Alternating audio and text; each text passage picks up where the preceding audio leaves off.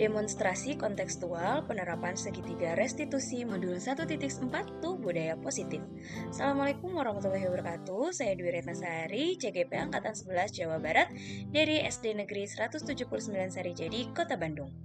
Segitiga restitusi. Tiga restitusi adalah suatu proses dialog yang dilakukan oleh guru atau orang tua agar dapat menghasilkan murid yang mandiri dan bertanggung jawab. Tahapan segitiga restitusi adalah menstabilkan identitas, validasi tindakan yang salah, dan meyakinkan keyakinan. Menstabilkan identitas. Berdasarkan prinsip membuat kesalahan adalah bagian dari proses pembelajaran. Menggeser identitas gagal ke identitas sukses. Validasi tindakan yang salah. Berdasarkan prinsip setiap perilaku berupaya memenuhi suatu kebutuhan tertentu. Guru akan bergeser dari pemikiran stimulus respon menjadi proaktif. Menggali dan mengakui kebutuhan murid akan memperbaiki hubungan murid dengan guru.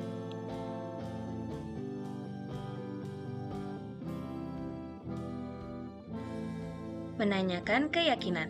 Murid akan diberi pertanyaan-pertanyaan bermakna untuk memunculkan motivasi secara intrinsik, mampu mengaitkan keyakinan dengan tindakan yang salah. Skenario kasus 1, kasus Bunga dan Rafai. Kasus 1, Bunga dan Rafai adalah siswa kelas 4B di SDN 179 Sarijadi. Saat proses kegiatan pembelajaran berlangsung, Bunga menangis karena dijahili oleh teman satu kelompoknya yaitu Rafai. Sepanjang pembelajaran, Bunga terus menangis sehingga semua siswa di kelas tidak kondusif dan pembelajaran tidak bisa dilanjutkan. Sebagai guru, saya harus bisa menyelesaikan permasalahan Bunga dan Rafai dengan menggunakan tahapan restitusi. Baik anak-anak, sudah dikerjakan poster hari kemerdekaannya? Sudah. Yang belum silakan dikerjakan dengan sebaik-baiknya ya posternya, karena mau dimasukkan ke dalam mading. Oke?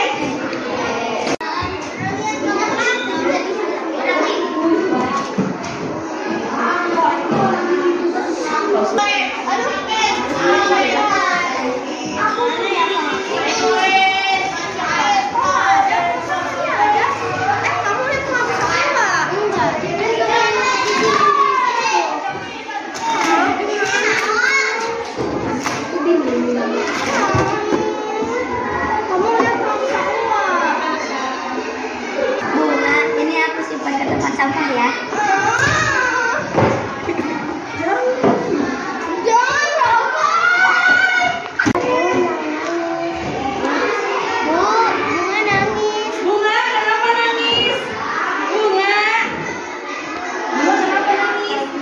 Rafai sama Bunga silakan boleh masuk, Nak. Sini dulu, silakan duduk. Baik, Rafai sama Bunga, tadi di kelas ada kasus ya yang terjadi sama Bunga dan Rafai. Nah, Ibu Dwi mau tahu ceritanya. Siapa dulu nih yang mau ceritain? Bunga saja dengan Bu. Oke, silakan Bunga. Tadi tuh ada apa sih? Ada kasus apa sih di kelas? Tadi aku lagi menggambar, terus begitu kecoret. Waktu aku cari penghapus di meja nggak ada. Udah dicari kemana-mana dan tanya teman sebangku, ternyata nggak ada. Terus tiba-tiba penghapusnya ada di tangan Rafai, tiba-tiba dibuang ke tempat sampah. Apakah betul yang diceritakan oleh Bunga tadi, Rafai? Betul, Bu. Betul. Itu alasannya kenapa Rafai melakukan hal seperti itu? Sebenarnya hanya bercanda doang kok.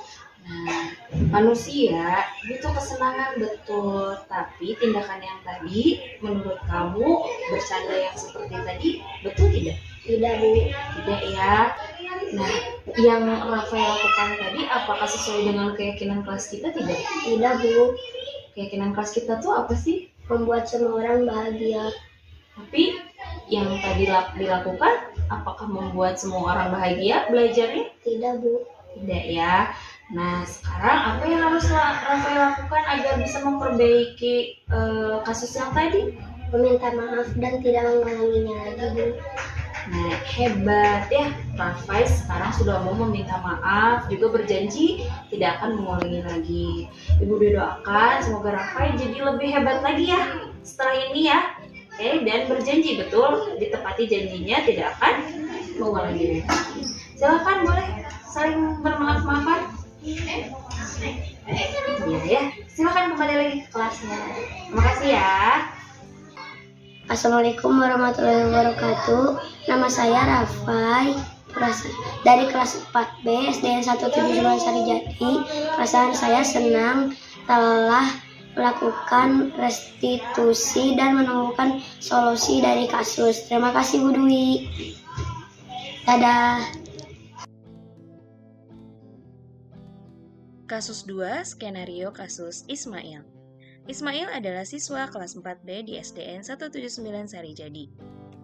Saat proses kegiatan pembelajaran berlangsung, sering tidur di kelas. Dikhawatirkan Ismail akan ketinggalan materi pelajaran karena tidak fokus belajar. Sebagai guru, saya harus bisa menyelesaikan permasalahan Ismail dengan menggunakan tahap restitusi.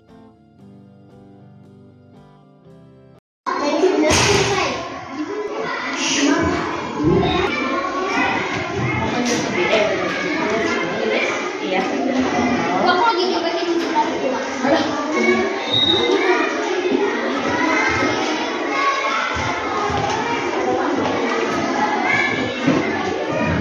Silakan Ismail masuk. Silakan duduk di sini, Nak. Iya. Ismail, apakah Ismail tahu Ibu Dwi memanggil Ismail untuk apa? Tidak tahu. Oke, ya. Tunggu sebentar ya, nggak apa-apa. Ibu Dwi ganggu waktunya Ismail sebentar. Baik, Ismail, hari ini Ibu memanggil Ismail itu karena tadi saat belajar Ibu Dwi melihat Ismail tidur di kelas. Betul tidak seperti itu? Betul, Bu. Iya. Kira-kira perlakuan Ismail tadi itu baik atau tidak ya? Tidak. Kenapa? Karena saya tidak memperhatikan ini. Tidak memperhatikan ini, jadi tidak fokus belajar. Nah, Ismail sebetulnya ya, semua manusia itu punya salah, bisa melakukan kesalahan. Nah, tapi ya Ibu sekarang tidak ingin menuduh siapa yang salah atau seperti apa. Kita harus cari solusinya bersama-sama ya. Nah, kira-kira nih Ismail, alasannya Ismail tadi tidur di kelas kenapa? Soalnya tadi kemarin saya main HP sampai larut malam, Bu.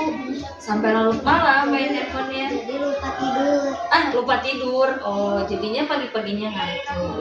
Nah, Ismail sekarang kan sudah kelas 4. Ismail harus tahu nih kalau misalnya mau main games itu boleh, tapi harus bisa bagi waktu ya. Iya, Bu. Kalau besoknya mau sekolah, berarti harus jangan main HP. jangan main handphone. Nah, tadi dengan Ismail tidur di kelas, apakah itu sesuai dengan keyakinan kelas kita? Tidak. Tidak. Apa sih yang dilanggar oleh Ismail? Tidur di kelas. Tidur di kelas. Nah, Ismail tahu kan ya itu tidak sesuai dengan keyakinan kita di kelas. Apakah Ismail bersedia untuk memperbaiki kesalahan Ismail? Bersedia. Bagaimana caranya?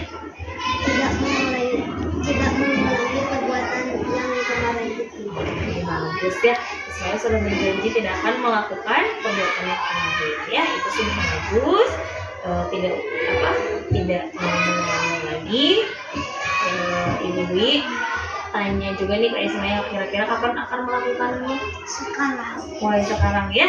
Saya bisa mengatur waktu dengan baik. Bisa? Oke, kita sudah. Terima kasih ya. Kenalkan, nama saya Muhammad Ismail Merdepi, kelas 4B SDN 179. Perasaan saya senang karena tadi bisa menemukan solusi dari masalah yang terjadi. Terima kasih. Assalamualaikum warahmatullahi wabarakatuh. Terima kasih, salam guru penggerak, tergerak, bergerak, menggerakkan. Wassalamualaikum warahmatullahi wabarakatuh.